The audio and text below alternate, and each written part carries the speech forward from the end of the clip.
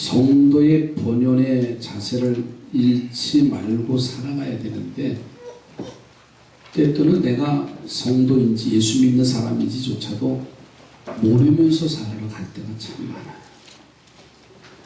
그래서 어떤 성도로 살아야 됩니까? 하는 이 물음으로 하나님께 영광을 돌리면서 복받는 우리 성도들이 되시길 주의 이름으로 축복합니다. 어떤 성도로 살아가야 되느냐 따라합시다. 화평하게 살아갑시다.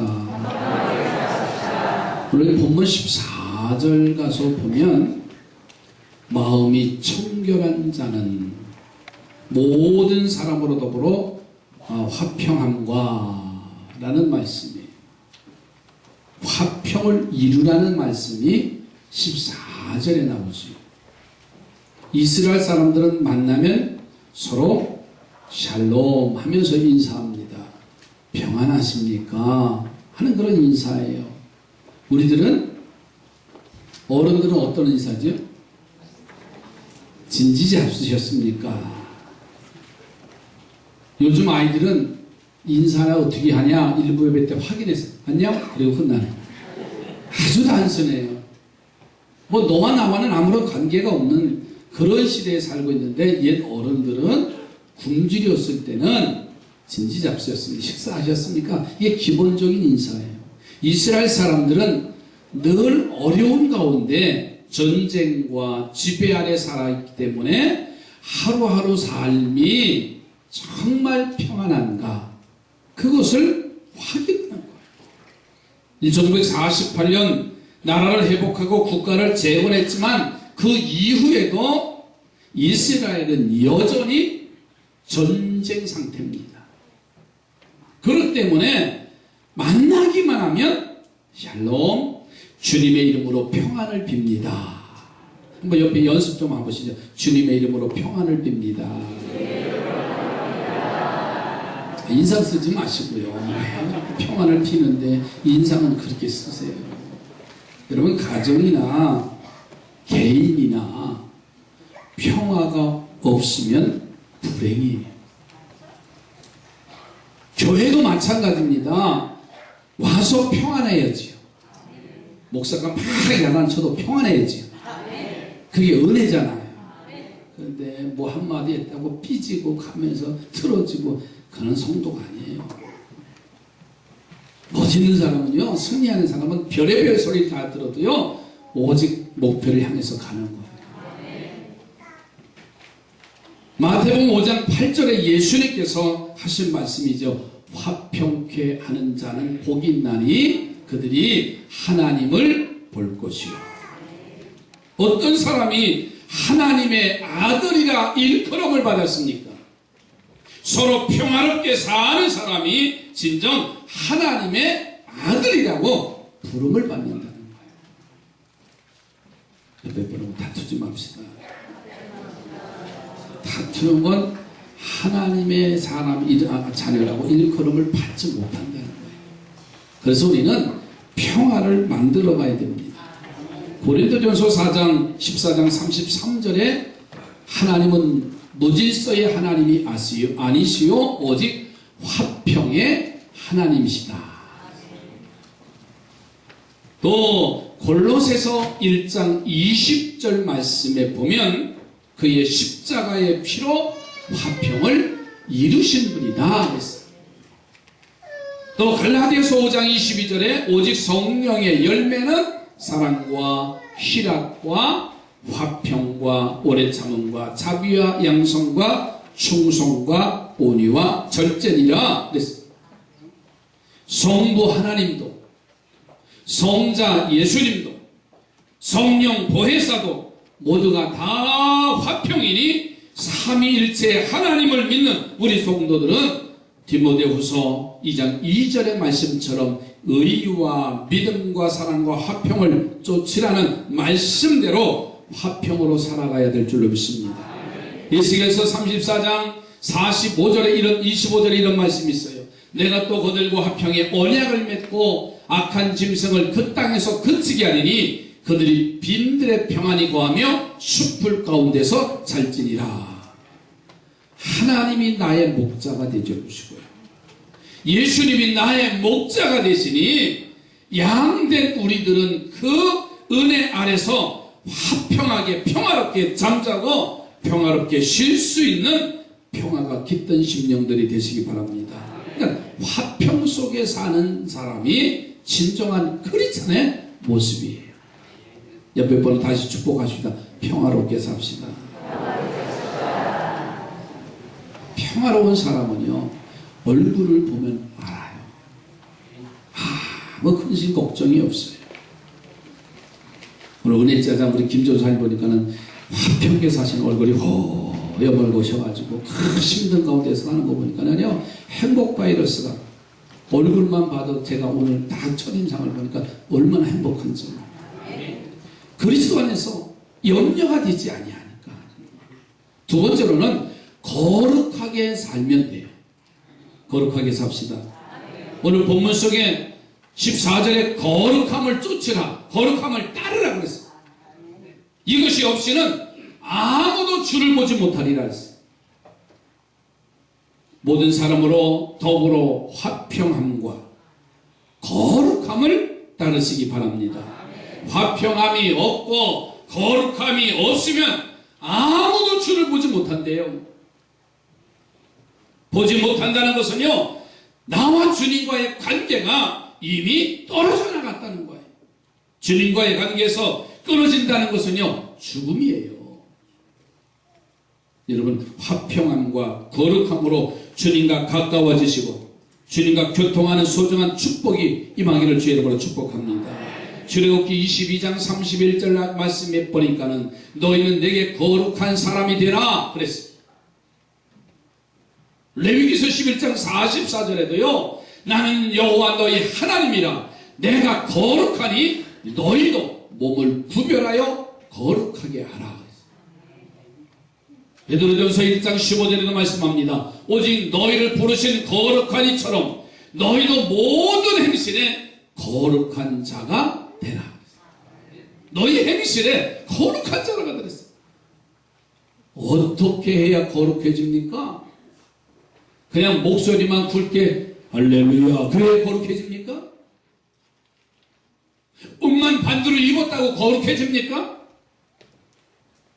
너 구별되면 거룩해집니다.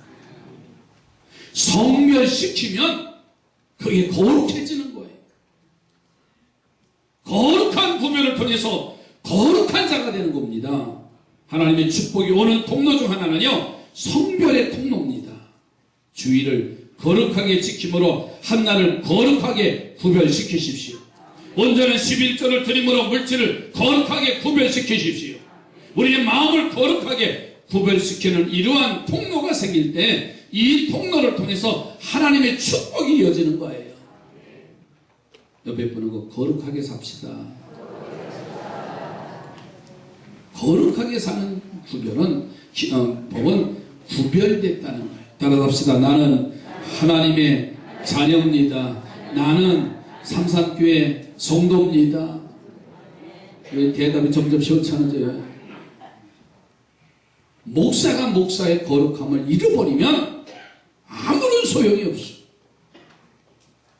장로가 장로로 구별되지 아니하면 소용없어요.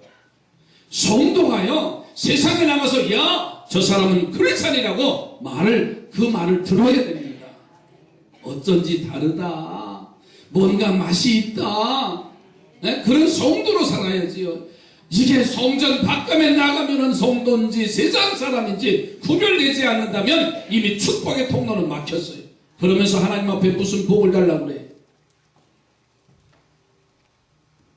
내가 절제할 것, 내가 가릴 것, 구별되는 성도가 되어야 됩니다. 마음과 우리의 생각까지도 깨끗이 구별되어야 되고요. 그럴 때 여러분의 영적인 삶이 기름지게 되고요. 몸을 깨끗이 구별해서 살면 건강의 축복을 얻게 됩니다. 육신의 약함은요, 뭔가 고장이 났으면 뭔가 치료받으려고 하면 되잖아요.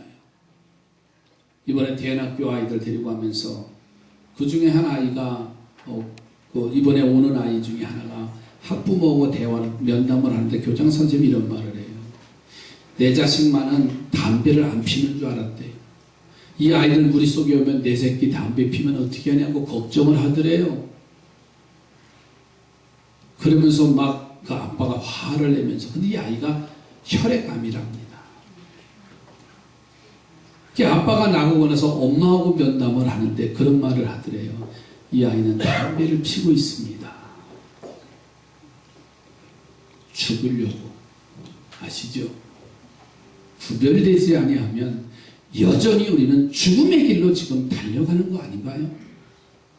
세상이 혼탁한 이 세화 속에서요, 뭔가 하나님의 사람이라고 오늘 우리 스스로가 구별하지 않으면 죽음의 길로 달려가는 거예요. 주일을 거룩하게 지킵시다. 주일 하루를 거룩하게 지키면요, 매일매일 복된 은혜 속에 거하게 됩니다. 주일 하루를 실패하면 일주일을 실패할 수밖에 없어요. 주일에 오락을 구하지 말라고 했으니 주일에 엉뚱한 데 가지 말고 교회 나와서 은혜 받아야 됩니다. 확신을 얻어야 됩니다. 힘을 공급받아야 돼요. 그렇게 되면 매일매일이 복된 날로 살아갈 수 있어요. 사무엘상 2장 9절 말씀에 이런 말씀이 있어요. 하나님은 거룩한 성도의 발을 지켜주시겠다. 악인들은 허감정에서 잠잠하게 하신다 그랬어요. 거룩하게 사는 성도들은요, 하나님이 지켜주신다. 얼마나 감사해요. 거룩하게 살라고 연습만 해도요, 하나님이 지켜주시는 거예요. 하나님이 여러분의 모든 것을 지켜주실 줄로 믿습니다. 여러분의 건강도 지켜주시고, 자녀도 지켜주시고, 사업도 기업도 지켜주시고, 여러분의 직장도 지켜주시고, 여러분의 믿음을 굳게 지켜주실 줄로 믿습니다. 어떻게 살면? 거룩하게 살아야 지켜주시는 겁니다. 세 번째로 어떤 성도로 우리가 살아가야 되느냐? 주님을 바로 섬기며 살아야 됩니다. 말라기서 3장 17절에 말합니다. 만군의 여호와가 이르노라. 나는 내가 정한 날에 그들을 나의 특별한 소유로 삼을 것이요, 또 사람이 자기를 섬기는 이들을 아낌같이 내가 그들을 아낀다 그랬어요. 하나님이 마치 자기를 섬기는 아들을 아끼심과 같이 당신을 섬기는 백성들을 아끼시는데, 어느 때인지 모르지만은 하나님을 섬긴 사람인지 하나님을 섬기지 않은 사람인지 구별된다는 거예요. 그렇습니다. 하나님을 바로 섬긴 사람은요, 어느 때가 되면 이런 말을 들어요. 저 사람은 하나님을 잘 섬기더니 저렇게 되었구나. 지금의 가정은 어렵고 힘들지만은 굳굳하게 주님 십자가를 바라보면서 여러 가지 시험과 환난을 이겨가면서 그 하나님을 바라보고 나아가더니 저렇게 축복을 받았구나. 어느 때가 되면 이런 말을 듣는 사람도 있을 거예요. 저 사람은 하나님을 섬기지 않고 불신하더니 적골이 되었구나. 그런 말이 분명히 들려옵니다. 이것은 성경의 분명한 증거입니다. 그러므로 정성을 다해서 주님을 바로 섬기는 성도들이 되시기를 주의 이름으로 축복합니다. 여러분, 싸구려 은혜로 구원받은 게 아니에요. 가장 값진 생명을 받고서 구원받은 하나님의 자녀들입니다. 그런데 우리는요, 섬김의 자세가 너무 소홀해요. 미신을 섬기는 사람들 보세요. 다종교를 섬기는 사람들 보세요. 이야, 섬김은요, 돌에다가도 그렇게 잘 섬겨. 예? 우리는 섬기는 게 너무 가벼운 거 아닌가요? 어떻게 주님을 우리가 섬길 수 있을까? 보이지 않는 주님을 보이는 주님으로 섬기시기 바랍니다. 그것은 주님의 몸된 교회를 섬기는 게 주님을 섬기는 거예요. 주님의 몸된 교회를 섬기는 것은요, 보이지 않는 주님을 보이는 주님으로 몸된 교회를 통해서 보이시는 섬김의 본을 우리가 가질 수 있습니다. 옆에 분하고 몸된 교회를 잘 섬기시기 바랍니다. 섬기는 거 보면 알아요. 보면 알아요. 두 번째는 주님이 보내신 종을 잘 섬기시기 바라요. 여기서는 아멘이 적습니다. 주님의 종인 목사님 잘 섬기시기 바라요. 감사해요. 정말입니다. 지금까지 주의 종 함부로 대한 사람과 잘 섬긴 사람의 가정은 결과는 다릅니다. 때로는 목사가 시원찮아도요, 바로 섬길 수 있는 그런 자세를 가지십시오. 그러면 하나님 바로 섬기는 거예요. 저는 오늘 새벽에도 에스겔서 8장을 통해서 이렇게 부탁을 드렸어요. 에스겔이 그 발강가에서 하나님이 주시는 그 환상을 보니까 예루살렘 성전이 다 썩어 우상 숭배가 되어졌고요. 장로들도 다 하나님 섬기지 않고 자기 몸만 챙기면서 그렇게 살아가고 있고요. 백성들조차 하나도 어디 하나 희망의 구석이 보이지 않아서 심판을 선포해버렸어요. 저는 새벽에 들었어요. 주의 종을 위해서 기도해 주세요. 목사 하나 무너지면 책 다 무너집니다. 지도자 한 사람이 무너지면요, 그만큼 고통스러운 거예요. 요즘 절실하게 느껴집니다. 여러분의 기도가 필요합니다. 맛있는 보약을 하려는 게 아니에요. 정말 주의 종을 위해서 기도하는 그런 영적인 그 아름다움이 이루어지기 바랍니다. 세 번째로 주님이 사랑하는 사람들을 섬기는 거예요. 주님이 사랑하는 사람들을 같이 사랑하고 섬기면 보이지 아니하는 주님을 보이는 주님으로 섬기는 겁니다. 다시 말해서 믿음의 성도들 모두가 다 주님이 사랑하는 사람들입니다. 그러므로 성도끼리 서로 아끼고 서로 사랑하고 서로 기도하고 서로 섬겨주는 게 주님 섬기는 겁니다. 옆에 분은 내가 당신을 사랑합니다. 섬김의 자세를 나타나지 않으면 바로 하나님 섬기는 거 아니에요. 여러분, 기만토 하더라도요, 우리 믿는 가정에서 사시기 바라요. 좀 물건이 시원찮더라도요, 함께 나눌 수 있는 성도들이 되시기 바라요. 이게 주님을 섬기는 거예요. 근데 아니에요. 부평시장에 북안교회 교인들이 많아요. 어느 권사님을 아는데 권사님이 과일 장사를 하세요. 근데 이런 말씀을 하세요. 아침에 와서 과일을 고르는 사람 보면 예수 믿는지 아닌지 다 안돼요. 아주 예수 믿는 사람들은 그렇게 까다롭대요. 아닌가요? 맞습니다. 장사하신 분도 아시지요? 아는 척하면서 아주 피곤하게 해. 옆에 사람 얼굴 좀 보세요. 그런가 안 그런가? 예? 왜? 우리 예수 믿는 사람 듣는 귀가 발달됐고요.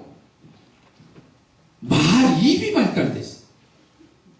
보는 게 발달됐어요. 맨날 만나고 그러니까는요, 정보가 얼마나 많아요. 세상 것과 거기에 플러스 예수 믿는 사람들이 그 정보가 얼마나 많아요. 그러니까는요, 맛있다 맛없다 금방 아주 순식간에 과일을 고르는 거 보면 우리는 들었다 놨다 하잖아요. 그죠? 썩었네. 그 밑에 거에다 파 올리는 거예요. 그러니까 그 과일이 상처가 얼마나 많이 나요. 복숭아 같은 거는요, 이게 만졌다 놓으면 다 상해요. 그런데 이건 주인의 마음은 알지도 못하고 나만 좋은 거 골라 먹겠다고, 그러니까 그 뒷사람은 다 썩은 거 하고, 그리고 뭐 믿져야 본전이래나 그러면서 막 아니에요. 적어도 믿음의 사람들은요, 넓은 마음을 가지시기 바래요. 예? 서로 사랑하는, 서로 아껴주는 마음. 좀 내가 손해보면 어때요? 옆에 분하고 내가 손해보겠습니다.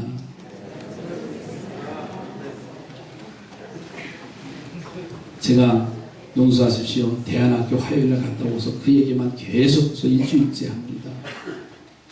그 아이들은요, 뭘 하나 사 먹어도요, 집에만 들어가더라고요. 누굴 먹어버릴 소리를 안 해요. 어른들이 갔는데도요, 선생님, 목사님 잡숴보세요. 그 입에다 넣어주지도 않더라고요. 차 안에서 혼자 까먹고 나중에 보니까 차바닥이 꽉 찼어. 안동찜닭을 먹는데요, 같이 먹으면 그래도 어른 셋하고 학생 하나가 같이 먹으면 드시지요? 그래도 해야 되는데 젓갈이 먼저 가요. 그건 괜찮아요. 그런데요, 그 살점을 골라서 먹는데 먹고 싶은 것만 먹고 있잖아요. 다 엄마큼 붙었는데 그건 다 갖다 빈통에다 던지는 거예요. 화가 여기까지 올라오는 거예요. 목차는 거야. 나도 배는 고픈데 이놈의 새끼가 그냥 부조리를 밀었다니까. 오죽했으면 나중에 내 마음에 그 던져진 쓰레기, 그 빈 그릇 뼈다귀 발라놓은 통에 그걸 집어먹으려고 내가 했을까? 이런 세상에 지금요.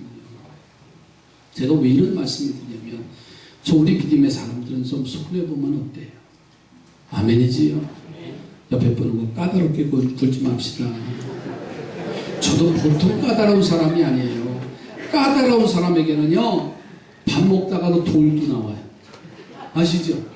까다로운 사람은요, 짜장면 먹다가 머리카락도 나와요. 그냥 너그러운 사람은 하나도 안 보이는데 나는 가끔씩 보여. 얼마나 까다로운지 사람인지 몰라요. 사실은. 그러나 뒤돌아보면 참 미련한 사람이에요. 그렇잖아요. 넘어갈 수 있는 것도 넘어가지 못하면서 문제를 만들고 태클을 걸면 그는 화평을 만들어가는 사람이 아니고요, 거룩한 삶을 살아가는 것도 아니고요, 주님을 바로 섬긴다고 하면서도 그 섬김의 자리에서 군림하는 자리가 아닌가요? 교회를 섬기며 살 때 여러분의 가정과 사업에 하나님의 축복이 임합니다. 주의 종을 잘 섬기면 여러분의 자녀들이 복을 받습니다. 성도들을 사랑하고 잘 섬기면 여러분들의 영이 기름진 축복을 누리게 될 줄로 믿습니다. 네 번째로는 오늘은 창립주일이라 보너스 하나 더 추가한 거예요. 시험에 들지 않도록 사십시다. 환경 오염 못지않게 영적인 오염이 극심한 시대에 살아요. 어느 해보다도요, 이제는 이단들이 판을 치면서 살고 있어요. 가짜가 진짜로 둔갑해서 사는 그런 시대에 우리가 살고 있어요. 우리는 영적으로 많은 공격을 받으면서 살고 있는데 시대의 사적 흐름이 그렇지만 하나님에 대한 관심이 다른 데로 가도록 여러 가지로 우리를 유혹하고 있어요. 음란, 오늘 본문에 보니까 퇴폐, 우리를 유혹하는 것 이미 벌써 우리 안방 깊숙이 들어와 있어요. 사치와 낭비, 우리를 유혹하고 있습니다. 영적인 혼란의 시대를 맞고 있음에도 사람들의 관심이 하나님에게서 경제로, 돈으로 이 시대가 지금 가르쳐주고 있어요. 한심한 영적 혼란의 시대를 우리는 살아가고 있어요. 그러므로 우리는 시험에 들지 않도록 살아가야 될 줄로 믿습니다. 옆에 보고 다시 한번 축복하여 시험에 들지 맙시다.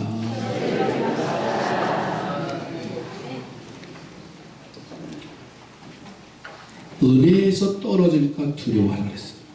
오늘 15절 상반절에 가서 보면 너희는 하나님의 은혜에 이르지 못하는 자가 없도록 하라.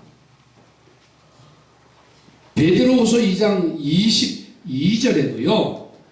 은혜에서 떨어진 자에게 이런 말씀을 했어요. 참된 속담에 이르기를 개가 그 토하였던 곳에 돌아가고 돼지가 씻었다가 더러운 구덩이에 도로 누웠다 하는 말이 그들에게 응하였도다. 그랬어요. 은혜 떨어지면 그렇게 된다는 거예요. 돼지가 아무리 깨끗이 목욕을 했어도요, 다시 지름구렁텅이에 그 흙덩이에 가서 뒹굴르고 살아요. 개가 토한 것은 더럽다고 하면서도요, 그걸 또 집어먹는 그 꼴이 뭐 한번 보세요. 예수님의 피로 씻음을 받은 우리는 그 은혜를 배반하면 하나님의 채찍을 피할 수 없습니다. 그러므로 은혜에서 떨어지지 않도록 받은 은혜를 간직하고 받은 은혜에 감격하며 살기를 주님의 이름으로 축복합니다. 은혜 떨어지면 망하는 겁니다. 쓴 뿌리가 나지 않도록 조심하라고 했어요. 15절 하반절에 또 보세요. 또 쓴 뿌리가 나서 괴롭게 하여 많은 사람이 이로 말미암아 더럽게 되지 않게 하며 그랬어요. 마태복음 13장 39절에 보니까는 하나님께서 곡식을 심었는데 마귀가 와서 잠자는 사이에 곡식 가운데 가라지를 뿌렸다 그랬어요. 우리 성도들도 하나님 보시기에는 당신이 뿌려놓은 곡식밭 같은데 우리도 모르는 졸고 있는 은혜 떨어진 사이에 가라지를 뿌려놓고 있어요. 근데 우리는 알지 못해. 영적 잠에 깊이 빠져 있고 안일함과 태만에 빠져 있는 이 시대를 보십시오. 저는 늘 말합니다. 새벽 기도가 살아있는 교회가 살아있는 교회입니다. 주일날 아무리 수만 명 모이면 뭐합니까? 화평하지 못하고 거룩하게 고별하게 살지 못하고 섬기며 살지 못하는데 무엇을 얘기할 수 있어요? 그 안에 쓴뿌리가 나가지고요. 그 어느 순간 다 드러나고 있어요. 저는 요즘 영적 진단을 이렇게 합니다. 우리가 3월 한 달도 3주간 동안 특별 새벽 기도했어요. 지난 한 주간 중보기도 하자고 새벽에 깨워서 기도하자니까는 아예 순서도 안 나니까는 아예 안 나와. 우리 교회 수준이 그거밖에 안 돼요. 죄송합니다. 어느 교회는 특별 새벽 기도합시다. 그리고 아예 순서나 설교 제목 하나도 안 나올 때, 그리고 자발적으로 기도합시다. 목사님도 아예 설교도 안 하는 거예요. 그랬더니 더 많이 나오더래요. 더 많이 나오더래요. 우리 교회도 그렇게 됐으면 좋겠어요. 정말 내 안에 이 쓴뿌리가 제거되지 않으면요 순간 드러나요. 4월에 들어와서 가정마다 일어나는 사건들이 다 있어요. 제가 입으로 말할 수 없어서 그렇지만은요, 이 잠재됐던 것들이 일어나고 있어요. 그래서 우리는 영적으로 깨어 기도하지 아니하면 사단의 종로로 될 수밖에 없어요. 옆에 분하고 정신 차립시다. 우리는 은혜 떨어지면 망하는 겁니다. 은혜 떨어지면 나도 모르게 쓴뿌리가 나와요. 별의별 혈기가 다 나오고요. 문제가 여기저기서 뻥뻥 터져 나가요. 그래서 내 자신이 쓴뿌리가 될까 조심해야 돼요. 영적 영안이 밝아지시기 바랍니다. 또 더 나아가서는요, 귀한 것은 잘 보존해야 돼요. 자, 16절 가서 보세요. 16절에 음행하는 자와 혹 한 그릇 음식을 위하여 장자의 명물을 파내서와 같이 망령된 자가 없도록 살피라. 그러니까 하나님께로 귀한 것을 받은 성도들입니다. 가장 소중한 것은 우리가 하나님의 자녀가 됐다는 거예요. 그런데 그 한 그릇 팥죽 때문에 장자의 명분을 바라보는 에서처럼 별것 아닌 것 가지고 하나님의 자녀된 본분을 팔아버릴 수가 있을까요? 그러므로 우리는 귀한 것은 잘 보존해야 됩니다. 본분, 하나님의 백성의 본분을 잘 지키시기를 주님의 이름으로 축복합니다. 직분은 귀한 겁니다. 잘 보존해야 돼요. 그래야 거룩함에 이르고 하나님의 축복된 성도의 삶을 우리가 살아갈 수가 있어요. 우리의 각각의 직분, 여러분 에서처럼 팥 한 그릇에 팔지 마십시오. 소중한 겁니다. 신앙의 정조를 지키며 사십시오. 신앙 바로 가지고 살면 세상 사람들이 걱정하는 것을 걱정하지 않아도 돼요. 믿음에 바로 서 있으면요, 신앙생활 바로 하면요, 경제적인 문제 걱정하지 않아도 됩니다. 왜? 모든 것에 더해주시는 하나님. 축복의 기회를 놓치지 않기를 바랍니다. 17절 말씀에 가서 보세요. 너희가 아는 바와 같이 그가 그 후에 축복을 이어받으려고 눈물을 흘리며 구하되 버림받아 되어 회개할 기회를 얻지 못하였다. 하나님이 우리를 축복하시는 기회가 있습니다. 그 축복의 기회를 놓치면 에서처럼 평생 후회합니다. 하나님은 우리를 축복하시기를 원하십니다. 그 축복의 기회를 놓치지 않는 우리 삼산의 성도들로 세워져 가길 주의 이름으로 축복합니다.